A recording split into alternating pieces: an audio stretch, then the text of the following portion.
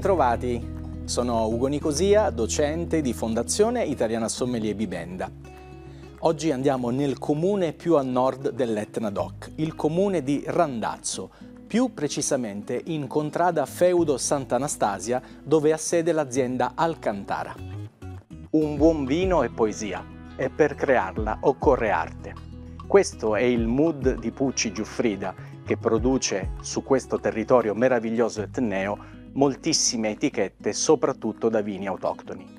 20 ettari di proprietà in contrada Feudo Sant'Anastasia, di cui ben 14 sono impiantati con i vitigni tipici del territorio, il Nerello Mascalese, il Nerello Cappuccio ed il Carricante. Ogni etichetta dell'azienda Alcantara prende spunto da una poesia di un artista siciliano. Micio Tempio, Verga, Pirandello, e tutte le etichette sono caratterizzate da disegni di artisti locali. Oggi assaggeremo un bellissimo novembre, Etna Rosso Doc 2020. Una bellissima etichetta, così come tutte le ispirazioni dell'azienda Alcantara, in questo caso un Etna Rosso 2020.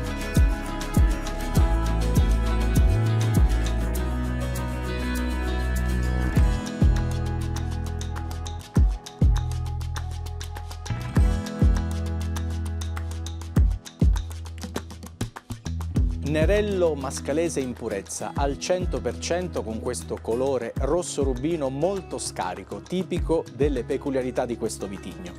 Questo vino affina 12 mesi in botti di castagno, ulteriori 12 in acciaio e ancora un anno in bottiglia. Questo Nerello Mascalese in purezza, al 100%, ha la caratteristica tipica del vitigno, un colore rosso rubino decisamente scarico. Il vino affina per 12 mesi in botti di castagno, ulteriori 12 mesi in acciaio e ancora un anno in bottiglia. Netta e ben definita la nota di frutta rossa, dove spiccano lamponi, arance rosse, ma anche dei frutti tropicali. Nel finale le note di nocciola e vaniglia conferiscono una rotondità di naso straordinaria. È un vino straordinariamente equilibrato. Un vino molto lungo e persistente al palato, veramente etneo. Perfetto l'abbinamento con i bolliti, con gli arrosti di carne rossa alla cacciagione, ma anche con i formaggi stagionati. E come diceva Goethe, la vita è troppo breve per bere vini mediocri.